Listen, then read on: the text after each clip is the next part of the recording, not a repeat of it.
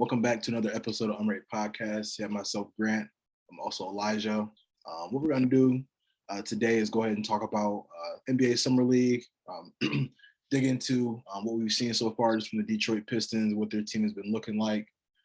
So what I'm going to do, E, go ahead and pass it over to you.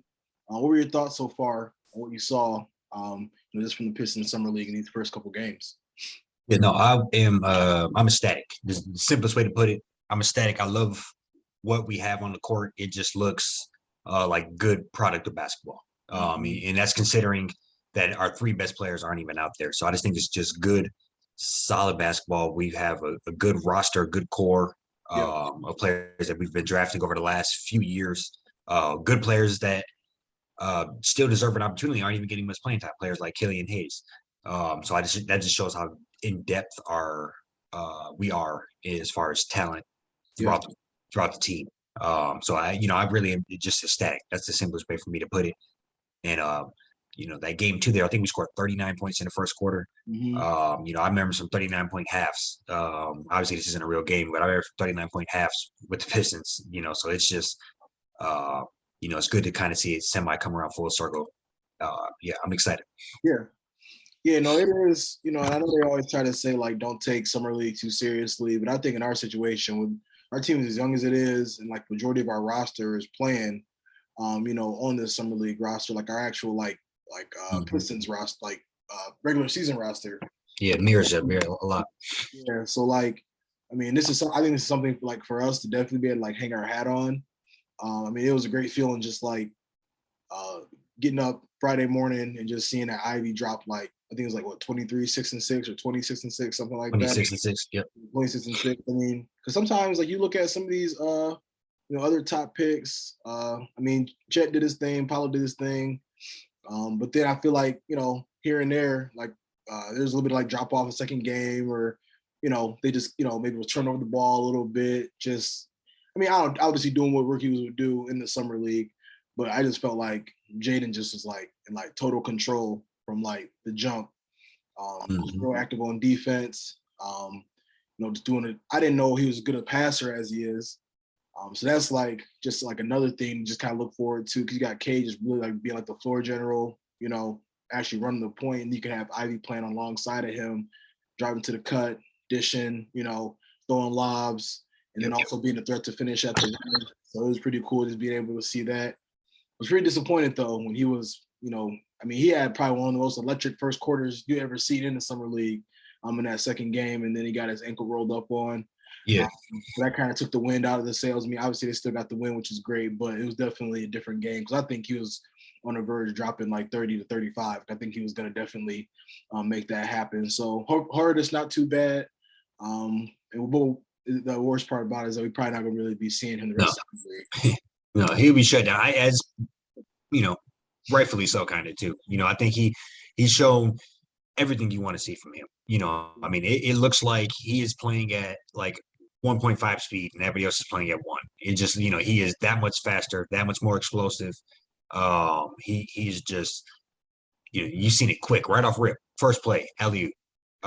He was running the floor, trying to get them fast break points, trying to get dunks, trying to get highlights. That I think that's something we're going to see throughout the year, throughout his career. It's just a hard working player overall.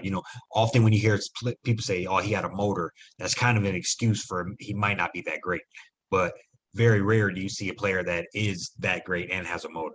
Yep. You think somebody a la like Russell Westbrook or somebody along those lines, where he's just after it relentlessly. And I kind of feel like I see that in his path, where he just shows that he's going to go full throttle. So, and then, we haven't even talked about our other Jaden Duren. He looks very good as well. Youngest player in the draft. Already has a man's body, and knows how to kind of use that to his advantage. So, it's only going to get better from here. I can't wait to see, what he can put together as well, playing with his talent and, just playing above the rim and protecting the rim. That's kind of his two jobs here, get your lobs and clogging up the middle. That's why we haven't talked about quite a bit, because, obviously, the storyline with Ivey just having them ties to Detroit, But Duren was getting coached by Larry Brown, the last coach to win a championship Yeah, with the Pistons. So, Hall of Famer. came out of a pro system. Definitely understands the pro game. He did some stuff I didn't know he really even had in his game. I mean, I saw him hit a guy baseline. It's like a little pass, bounce pass, got him right to where he was really, able to grab the ball, take no dribble, and just goes right to the cup with it. And it was at a critical time in the game because they were actually beaten down on, I forgot who they were playing that second game. I think it was the Wizards, beating down on them pretty bad. But they ended up coming back and almost taking the lead. But I just some of the stuff I saw from Duren just late in that game. Just imposing his will. Like you said, a great rim protector. I mean, he's had about 4 or 5 really solid blocks that I've seen these first couple games. But yeah, I mean, that's somebody, like I said, we'll have to start to, monitor him and just looking to see, what more. I feel like that's kind of that was still just a huge pickup that. Yeah, we don't understand how big of a pickup that is quite yet. When you consider, I really do think when all the, looking up 2 years from now, when we're looking at some of the best young centers in the league or who kind of really shaped the roster well. And I think that's going to be a great pick. That's just kind of under the radar. And, we did a lot of the mock drafts. There was times where he was up in the, it cracked the top 10. Yeah. Yep. So, who's to say that he easily couldn't not have went, 7 or something like that out on another draft to be the second center off the board behind Chet. Right. So, I think and him and Chet are, you could call Chet a center, but obviously he's probably the best center in the draft because that's really what he is, and compared to Chet, who's a 0.45 whatever. Mm-hmm. So overall, I think we're in a phenomenal situation, and it's very exciting to see. Even players. I'm just going to give Isaiah Liver some love, and Braxton Key. I don't know. He can't be one of the random guys that we picked up in some, but he showed out from has some plays, and I think he has an eye for talent. Yep. And I think he's going to keep it around the organization, so I'm looking forward to it. Yep. And even Isaiah Stewart, and I just what I like about Isaiah Stewart, he probably definitely could have been sitting courtside, all the other guys, hanging out. Because he was all rookie team his first year. So, I think he played his way into, not having to play in the summer league, but they told him they wanted to just see what he looks like, playing at the 4. I actually saw a couple people just randomly tweeting about him the last few months about how he's gotten his game has gotten way better. So it's cool to kind of see it translate to where, he is hitting some big threes. I'm not talking mid first quarter, just kind of wide open, but he's hitting some clutch, timely threes, very timely, just really doing a good job. I think I saw that he might've been 9 for 20, or something along those lines in the first couple games. So just, I saw a little bit towards the end of the season. So it looked like he definitely been improving on it. And that was something I didn't know he had in his game. I'll even say there's been times on here where I was I think he might have already hit his ceiling as an offensive threat. Maybe thought he might have been more of a disposable piece just because, he might have just been limited to just rebounding, just, hook shot here and there. But he's also finding himself to be a very versatile piece that, we want to try to hold on to as long as we can, just kind of see how he's going to progress. And it'll be interesting to see because you got him playing like that. You got Duren, Nerlens Noel, also have Marvin Bagley. There's just a lot. There going to be a lot of different combinations I think we have to have in the court. Olynyk kind of in the cut, So it's who's I think the highest paid player in our team. Is he? I'm pretty sure. Might be, yeah. Okay, yeah. Just random. I was looking at the contracts the other day, but between him or Marv. But he might have him now. But but no, still, I think we got a lot of combinations we can put out there, and I think even in the backcourt, what are we gonna do with obviously Cade starting, Ivey? We got to work in Killian Hayes, figure out what we're gonna do with that situation. Yeah. And who can he? What's his situation in all of this? And if not, what are we going to do? Because he is still very talented and young. I think I read, I already forget, he's either 4 months older or younger than Ivey. So when you consider, Wow. I forget what he's older or younger, but you consider that he's been on a team like 3 years. I think the It's like, thing, man, is like, I don't obviously that was not the greatest pick at 7, but it's like he's also, I mean, I feel like, at least give him another year and just kind of see what he can do. Because I think he might be able to turn into just that, I mean, it is what it is at this point because we already got his replacement in Cade. But, turn into that second unit point guard and really just be running the show, average like 11, 12, and 6 or something like that, or, 7 and 7 and, 3 or 4 rebounds. Great defender. I mean, I think, at worst he can become maybe a pretty valuable trade piece on the deadline or something like that. But I don't know, I think just on the flip side of that, I mean, you look at all of these teams that are contenders, they got 8, 9 guys that like just guys that can, probably start for two or three other teams in the league. Right. So if he could just continue to obviously we want a little bit more projectile as far as his growth, but if we just continue to kind of see more from him, he could be somebody that's also, we just maybe need to look at just keeping a little, close to the vest and maybe not looking to, get off of anytime soon. But we'll see. Right. Yeah, no, you're in line about teams that are deep, and I think about that a lot when I consider like, look at the Warriors. I mean, look at Celtics. Look at obviously teams that are in it. They each were going 9 guys deep, and every guy, whether it was what was it we make fun of Vialitza or whatever his name, everybody had a point where they got hot a little bit, played a little bit, had got them past that edge. So it really is a team when you come down. If we're really going to try to put together a championship type roster, you do have to maybe play the long game and develop players like that, or Stewart.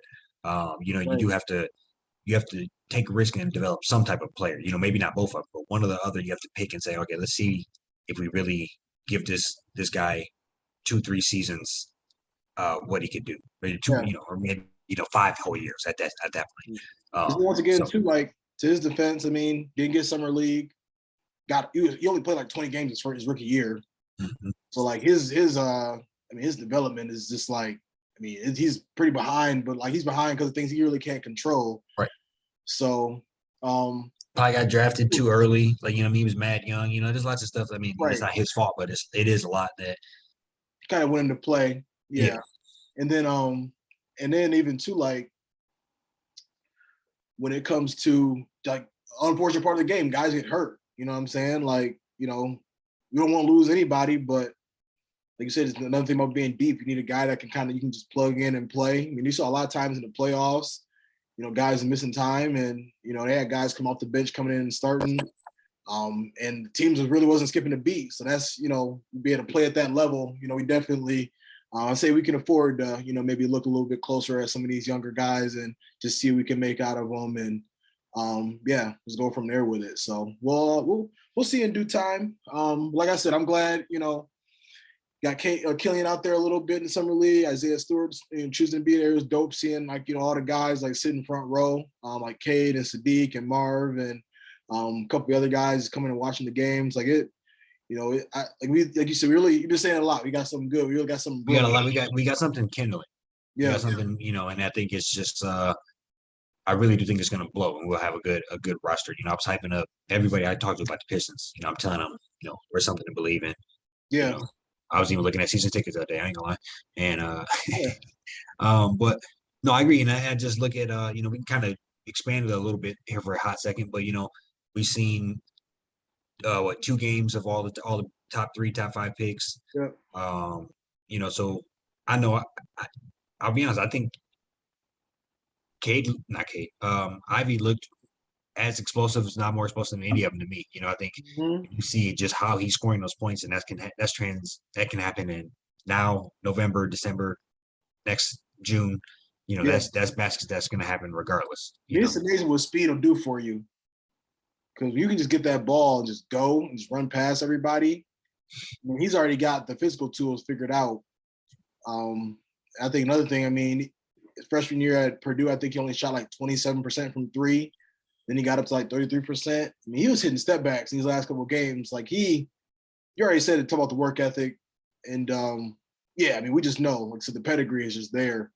So I'm with you. There was a point in time where they were talking about Ivey being a potential like, top two pick. Obviously the other guys kind of came on the scene and stole the show, but I mean that talent is still, I mean, I look at the one that got the most hype so far is obviously Chet. His game. I feel like he's been on primetime 9 times so far, but with that comes criticism as well. And he obviously had the first game that would look phenomenal. He had like 23 and 10 or something. He looked phenomenal. Hit a bunch of threes, and then the next game, got bodied a little bit by an undrafted player. So I think I've seen that. I haven't. I've seen the highlights of Banchero and Smith, but I really think he hasn't had the lowlights of other players. Obviously he got his ankle sprain, but that doesn't mean much. I just think he like you said, he's probably going to drop on his well on his way to drop mid-20s at least in that game when he went down. Yep. So I think he showed full throttle, and he looks like he can do this during the regular season. That's how much better and faster he looks than everybody else. He doesn't look like one of the guys. He stands out. Right. Yeah. And I even say too, I mean, I think Paolo, he's probably looked the most consistent out of everybody. Even Jabari, I think he only had like 7 or 8 points first game. I mean, he even kind of admitted he was a little nervous. But he also ended up playing against Orlando and OKC, so he kind of got outplayed a little bit. So where it didn't look like so much of a shock that he went 3, as it was, when it was draft night. And obviously, a lot of this we talk about obviously early summer league, so obviously there's a lot more ball left to play for all these guys, but I think it's just important to kind of, even saying that too, like one thing I've been like telling myself is like a reminder. I mean, some of these teams out here, they got guys that was overseas, been on 2-way contracts 2-3 years. They're not all just undrafted, kids out of college. Like obviously you don't have Bron and Steph and KD and those guys out there, but that's still high level competition, that's being played. So I think it's summer league, but some of these guys, the way they're getting their shots off and how they're playing and stuff. I mean, it's still, they're playing at a higher level in this environment. That shows that they really got that, that talent and that ability. No, there's no question about it. He got the juice. There's no question about it. Yeah. One guy too I wanted to bring up just real quick, because I know I talked about him quite a bit, even Mathurin. And so they actually played the Pistons in a couple of nights. We got robbed of the chance of watching Ivey and Mathurin go at it. But I mean, I've seen Mathurin. He's just kind of adjusted pretty well. Yep. He's been doing some pretty good thing on his end. So I think this draft, and one guy, even Keegan Murray. I was really about to just say Murray. I think this draft, I mean, I feel like I kind of heard people saying that like it might not have been as strong as they thought it would, but I don't know. I'm watching a lot of guys. I seen somebody say that Keegan Murray could have potentially been a one and done player if he wasn't behind Garza. Yeah, if Garza wasn't there. Yeah, I thought that was interesting. Yeah, and just how much ball like Garza soaked up in it. But I thought that was kind of interesting. Yeah, I completely forgot about that. But I mean, even I saw there's this cat that because like Houston got 4 first-round picks, so they even got some dude from LSU, Tari Eason, that was doing some pretty ridiculous stuff. I've been on some like watching. And I watched a couple games Saturday, watched a couple yesterday. But yeah, I think this is the summer league it's been solid so far. And I mean, we already talked about it quite a bit. Just obviously like when we seeing, up in Detroit, and they really got something brewing. And I'm just, man, if we could have had Ivey just a couple more games, man, that would have been something to watch. But they got to shut them down. I'm just glad it wasn't nothing serious. But I'm just selfishly like wishing that we could at least get them for one more game. One more game. Yeah, no, I hear you on that.